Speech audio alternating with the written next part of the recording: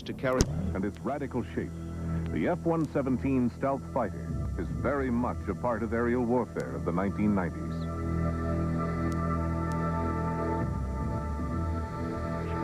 Modern radar systems detect and track aircraft from the radar cross-section, or RCS, that the aircraft projects. The RCS for a standard fighter is almost 33 square feet.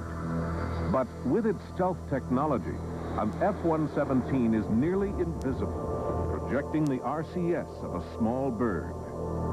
For more than 10 years, the plane was America's best and worst-kept secret, because although its existence was well known, the nature of its design, until very recently, was a complete mystery.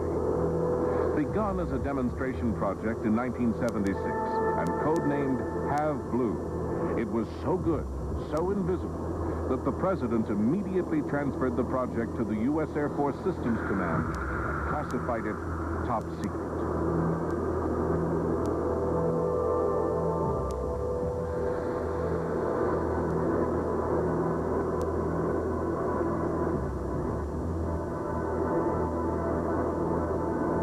During its testing, the plane was subjected to Soviet radar systems captured by the Israelis during their wars against the Arabs in 1967 and 73.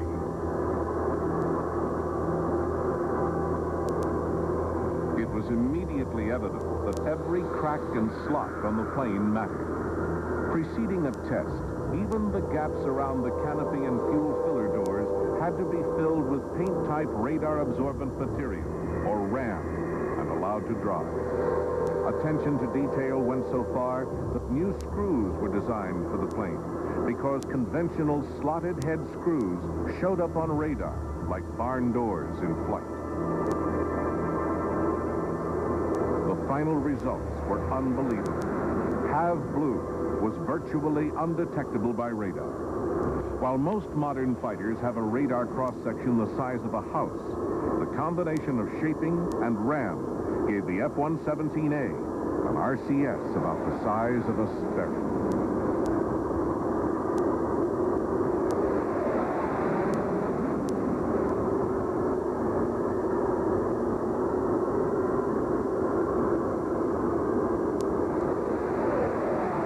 In flight, it doesn't look much bigger than a sport plane. But in fact, the F-117A is an impressively large two-engine aircraft, about the size of an F-18 Hornet. And in order to maintain its invisible profile, the fighter's 4,000 pounds of smart weapons are carried internally.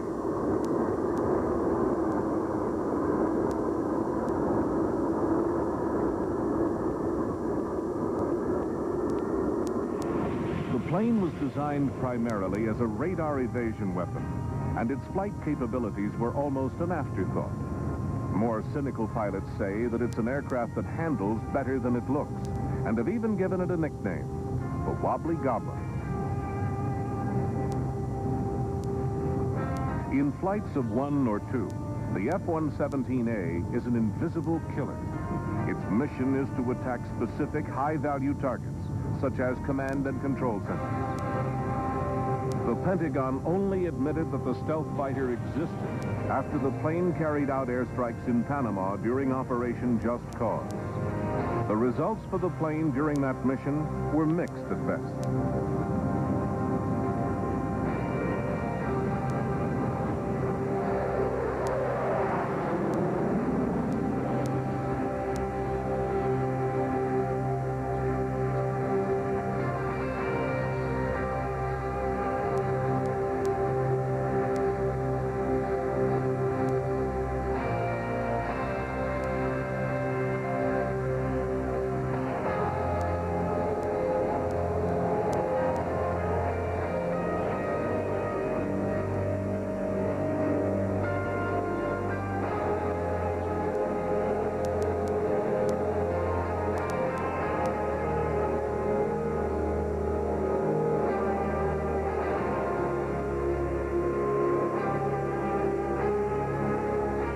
When America went to war against Iraq in 1990, there was little doubt that this new-age weapon would again be put to test in combat.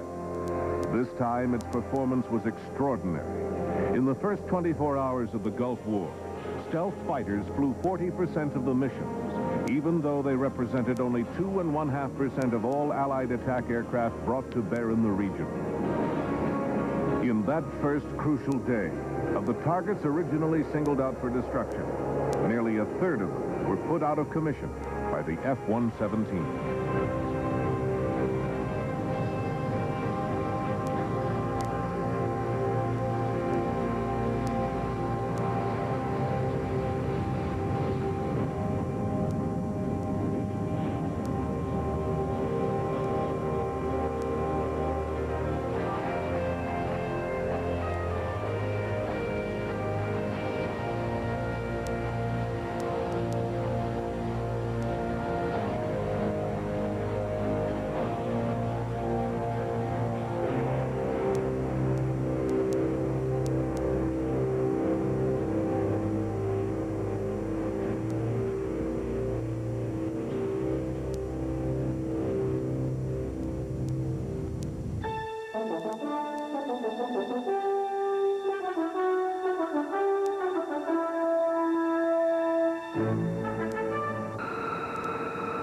This is the B-2 bomber.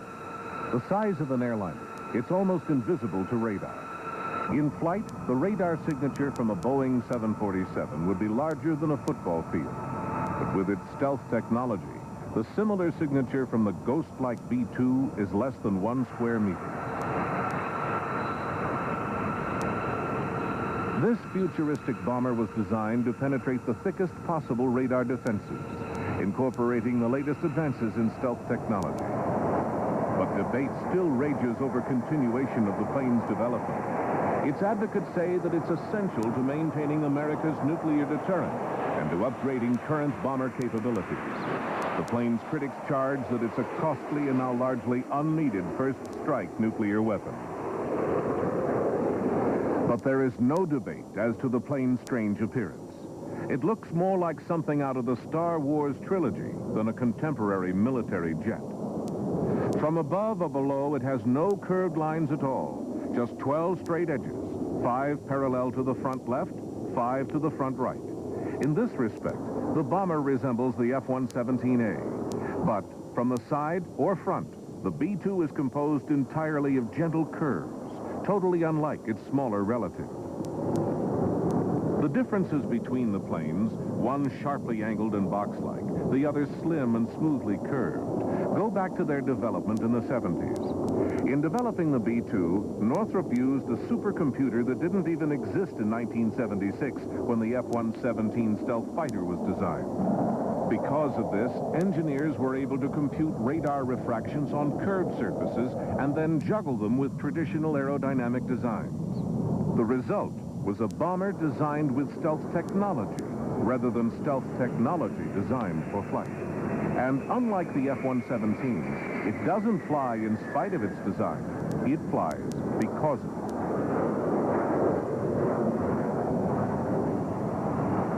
When the B-2 approaches enemy radar, none of its surfaces reflect directly back towards the transmitter. All of the leading edges are covered in thick radar-absorbing material, and the engines are buried inside of the hull. Intensive efforts ensured that the plane had no 90-degree corners that could bounce enemy signals through 2 right angles and straight back down to searching radar. The armaments are carried inside the fuselage, out of sight of any probing radar beams. To the Soviets, the plane was greatly feared as an intentional first-strike nuclear weapon, because with this single innovation, the bulk of Soviet radar defenses became potentially obsolete. Designed for radar cross-section signatures of 10 square meters for fighters and as much as 1,000 square meters for strategic bombers like the B-52, the B-2's RCS signature on Soviet radar is smaller than that of a mallard duck. Clear to contact position, forward 50, forward 40, forward 30, forward 20, forward 10, forward 3, contact. You're taking fuel, sir. Okay, you're taking taking 6,000 pounds a minute. Some experts argue that the F-117A and the B-2 played a part in ending the Cold War. With the Soviet economy already stretched to its limits in matching American military spending, Russia found itself with a new problem: fighters and bombers that necessitated the total revamping of their defensive radar system. Others say that even if this is true, the Soviets are now bankrupt and in disarray, eliminating the need for a continued B-2 program. And you have your offload, 10,000 pounds. Disconnect now. Pilot boom, receiver is dropping back. And you stabilize back in pre-contact.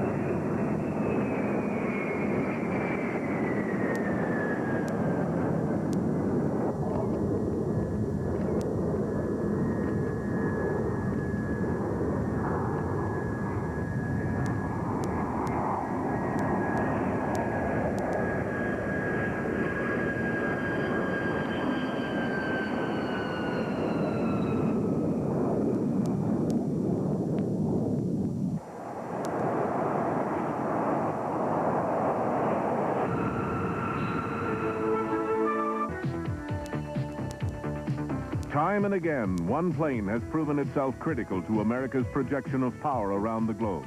And it's done so without firing a shot. The McDonnell Douglas KC-10A Extender does just that. It extends the range of American interceptors, making some of the most remote regions in the world only hours from the reach of U.S. air power.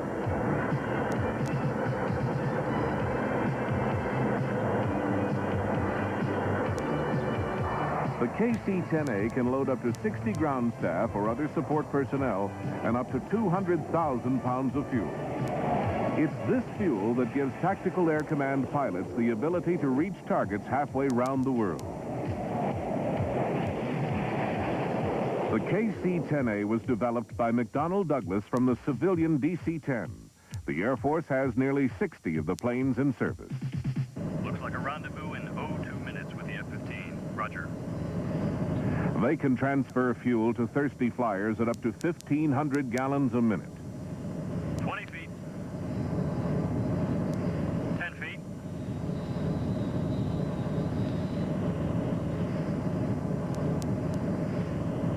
9-6, contact. 9-1, you're taking fuel. Yes, sir, you're taking 2,500 pounds per minute. A4, disconnect now. A4 has a disconnect. Boom's clear. Mid-air refueling isn't just for fighters. It's for every type of aircraft. You're cleared to pre-contact position. Call stabilized. Cleared to contact position. Forward 50. Forward 40. Forward 30. Forward 20. Forward 10. Forward 3. Contact. You're taking fuel, sir. Okay, you're taking 6,000 pounds a minute. And you have your offload, 10,000 pounds. Disconnect now. Pilot boom receiver is dropping back. And stabilize. stabilize back to pre-contact. This is the Lockheed C-141 Starlifter. Although smaller than the Lockheed C-5 Galaxy, it's one of America's main strategic airlift transports. A C-141B has a length of 168 feet and a load-carrying capability of 343,000 pounds. The Air Force heavily relies on it to ferry supplies, weapons, equipment, and personnel to every region of the world.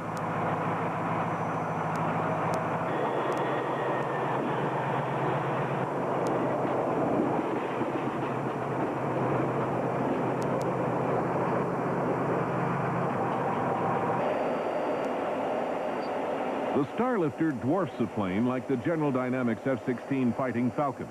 But in a fray, the huge plane would be a helpless, lumbering target for this small, fearsome fighter.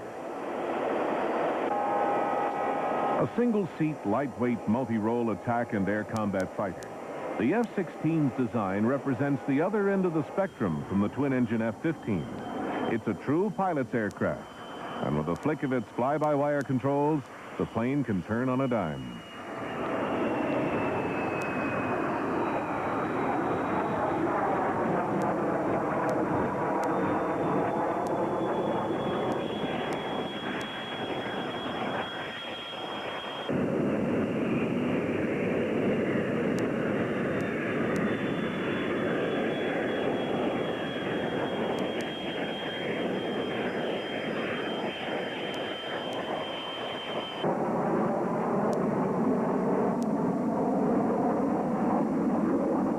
Complementing these newer planes is the McDonnell Douglas F-4 Phantom. For almost 20 years, the F-4 was the top fighter in the world and was the standard against which all others were measured. Originally a Navy plane, the F-4 was able to carry heavy weapons loads over long distances. And over 30 years after its inception, the tireless F-4 serves on as the advanced Wild Weasel, the Air Force's frontline defense suppression aircraft.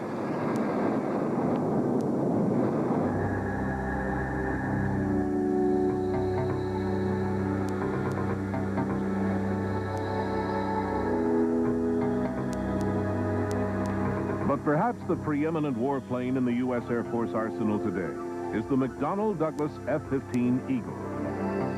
The F-15 is the most advanced, most powerful, and most hard-hitting all-weather air superiority fighter in the world.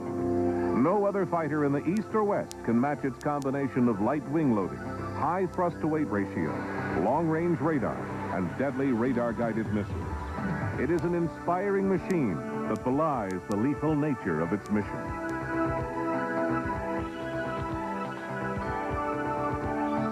Flying fighters requires utter concentration, unwavering calculation, and instinctive decision-making in a high-risk environment where any one of 100 things could go wrong in a matter of seconds.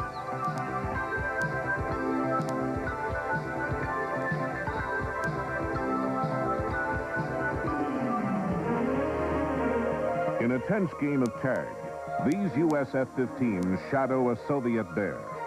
At the height of the Cold War, confrontations like this were commonplace, and each and every one of these aerial standoffs had catastrophic potential. But times have changed, tensions have eased, and luckily for mankind, the stakes have been drastically lowered.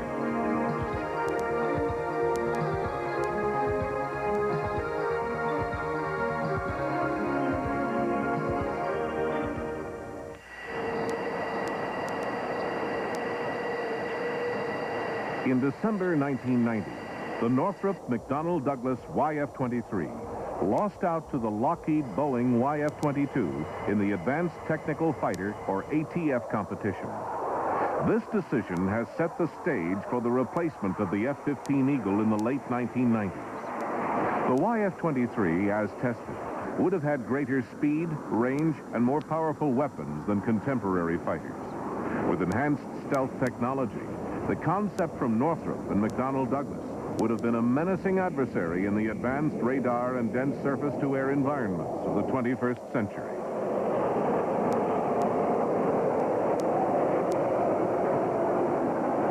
Awesome. He's gone.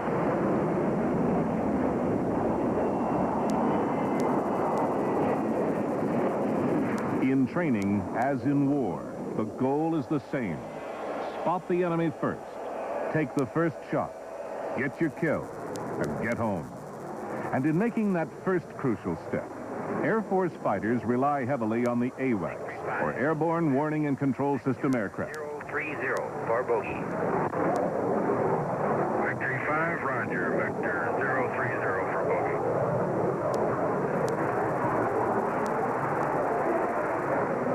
The second major fact to consider in assessing today's Air Force is that in addition to being an in-flight refueled Air Force, it is also a radar-controlled Air Force. Long before attacking warplanes can reach their targets, AWACS provide early warning to ground commanders who can then scramble ready alert fighters to meet the threat. Take jet 270 to 330 for your search sector. Roger. And control 730, control of 101 and 102 on station at this time. 730, control, roger, out. And Dick, do you see the bogey yet? Roger, I believe I hold him this time. Roger. And control 730. 730, control, go ahead. Roger, 730, I have a bogey on your 296 at 199. Target checking 150 in the block 15 to 18. 04. Fuzzy 4 cut off ID. Fuzzy 4 fence check. Fuzzy 4. Fuzzy 4 confirm fence check. Fuzzy 4 fence check. Fuzzy 4 low Christian target 33020. For 20 miles. Contact target. Fuzzy 4 Judy 330 20 miles. Roger Judy. Fuzzy 4 clear to fire. Fuzzy 04 is cleared to fire. Mako 1 marine target. 10 miles. Fuzzy 4 10 miles. Nomad 3. 10 mile 3, tally ho. Found nose 160 20 miles 8,000 feet. Gun target looks like an F4. There's 2 of them. That visual neutralized. Contact check 30 right. Contact 20 right, Angels 16, 20 miles up. Go auto plan right now. Right ready. Okay, stand by. We got to go 16 over drive right. Seconds visual. Right under my nose right now. Yes, sir. Set high. Dragon's engaged. Dragon is a shadow right in front of you, about 2 miles. Okay, contact, we got one on my nose now. Down low, he's coming up on you. Keep cover, you're safe. Contact, in close, 90 left. Roger. Contact, wake up. We got 4 of them.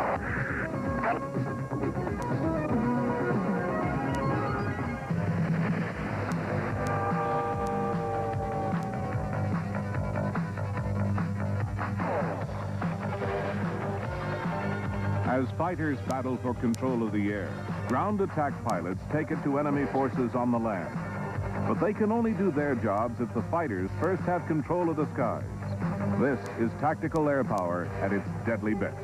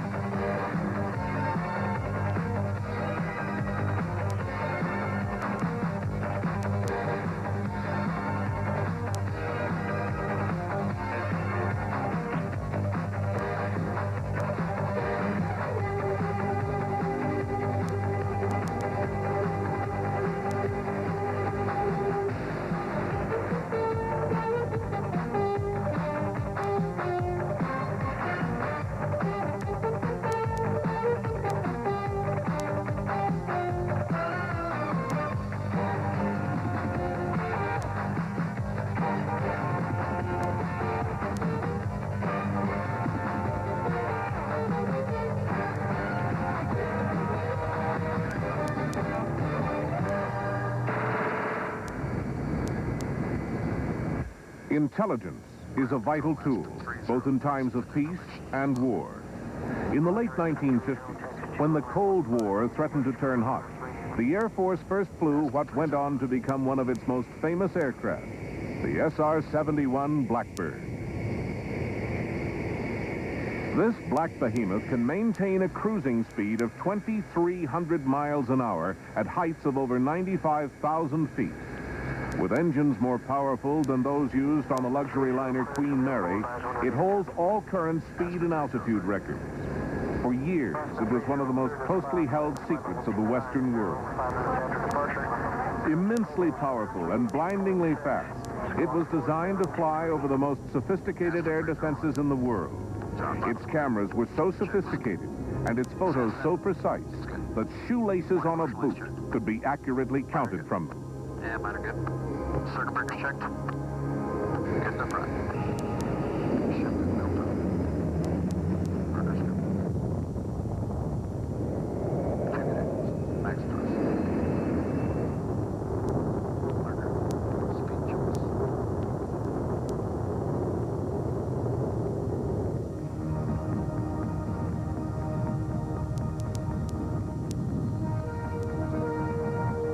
For more than 20 years, the Blackbird provided American presidents with unique and critical insights during times of crisis. It was an aircraft so far ahead of its time that it was retired long before time made it obsolete. It served its country for more than a quarter of a century, but eventually fell to the cost-cutter's axe. It now rests in a place of honor at the Smithsonian's National Air and Space Museum.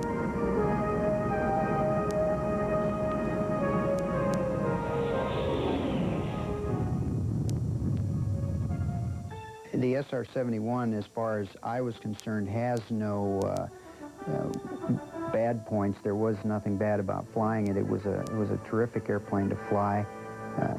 When a fighter pilot first approaches his multi-million-dollar airplane, he returns the crew chief's salute and asks if the jet is launch ready. If the answer is yes, the pilot signs for the aircraft and begins his walk-around inspection. A fighter pilot can never take off without the permission of his crew chief, and the crew chief won't sign over the jet unless he's certain that the aircraft is flawlessly prepared for flight.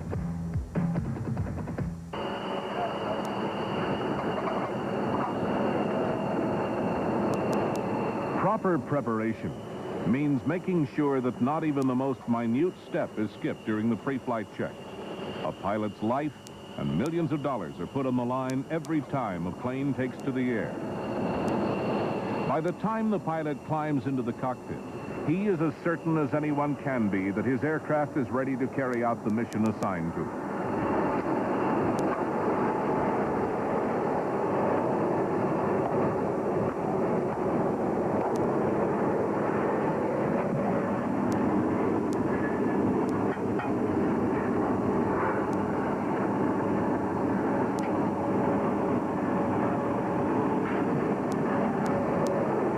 With the preliminaries completed, the pilot climbs into a plane that carries him into a different world.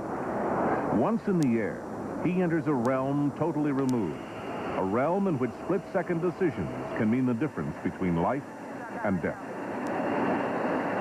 The pilot's thoughts are on tactics, not technique.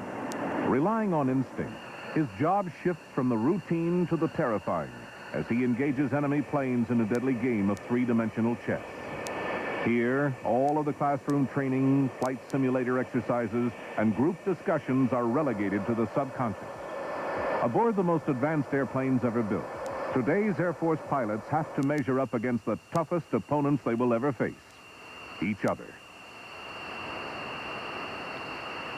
Superior weaponry and state-of-the-art technology don't assure victory, because without a first-class pilot in the cockpit, those assets are useless. Having an aircraft that can outfly any actual or projected fighter in the world is not enough. The pilot must be as precise and as sophisticated as his planes. To achieve this, the Air Force spends upwards of $1 million in training each flyer. And learning air combat is experience that can't come out of a book, but only through constant hands-on experience, thousands of feet above the earth, at velocities over twice the speed of sound. This kind of training builds self-confidence. In the air, it is this very sense of confidence that convinces a fighter pilot that he is better than his opponent. And although self-confidence is not unique to fighter pilots, it is especially vital to them. In their hands, and their hands alone, is an unforgiving supersonic flying machine that operates very close to the edge of human control. And in that machine, the fighter pilot is engaged in the deadliest game of all, survival.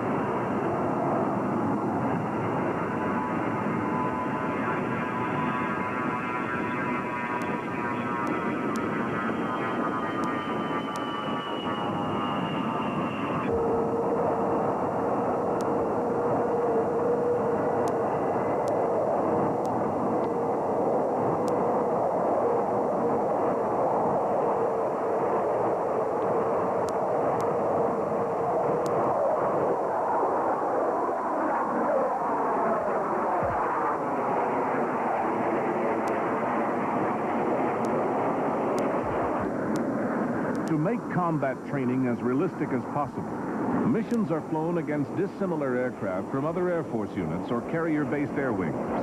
In these scenarios, the enemy and weapons are simulated, but the action is real.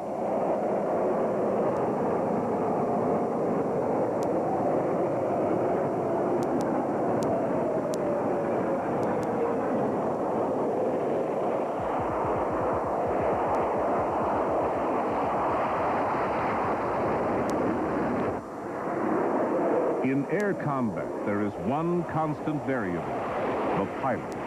How far he pushes his aircraft will determine his success in battle. His goal is to concentrate on the enemy and on the fight while still instinctively flying his machine. In doing this, a good pilot, well familiarized with his plane, won't have to constantly eye his instruments. And keeping track of the enemy is the key to staying alive.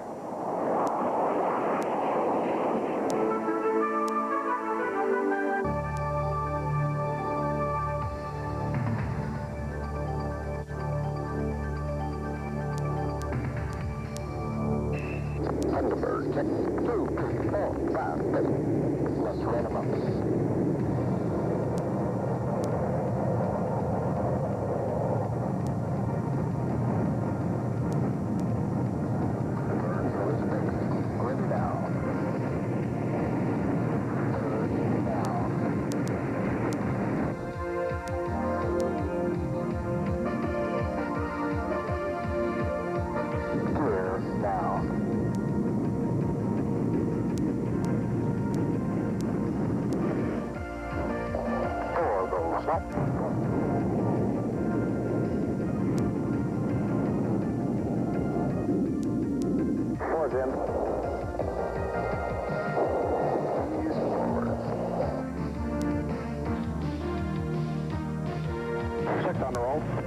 The Thunderbird was one of the most enduring of all the American Indian legends.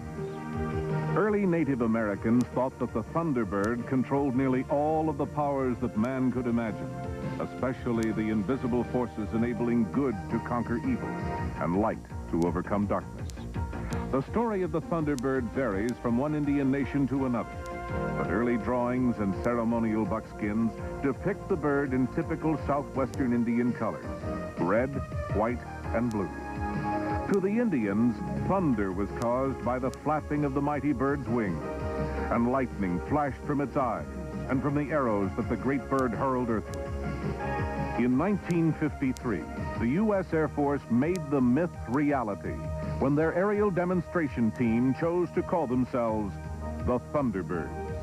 And although the magic of the legend flies with them, there is nothing supernatural about it. These planes are simply flown by the best pilots in the business. As beautiful as it looks, thousands of training hours stand behind each and every maneuver. These acrobatics really stem from the diverse and intricate combat flying skills taught to every Air Force fighter pilot during training.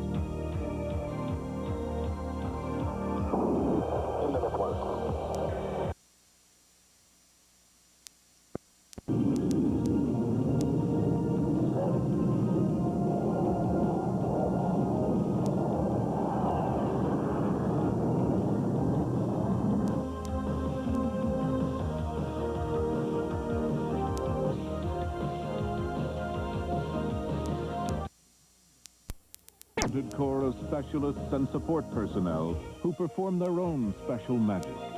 Keeping these aircraft flying around the clock and around the world is no easy task. But in spite of this, these planes go on to routinely thrill thousands.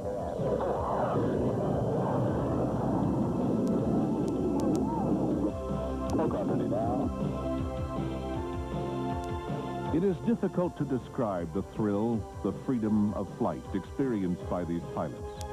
John Gillespie McGee, Jr., a young combat pilot who gave his life in World War II, said it best in this poem found in his footlocker after his death. Oh, I have slipped the surly bonds of earth and danced the skies on laughter's silvered wings.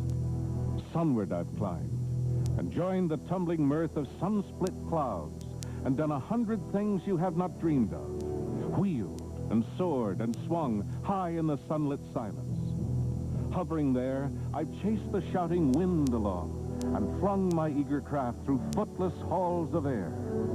Up, up, the long, delirious, burning blue, I've topped the wind-swept heights with easy grace where never lark or even eagle flew. And while, with silent, lifting mind, I've trod the high, untrespassed sanctity of space, put out my hand and touched the face of God.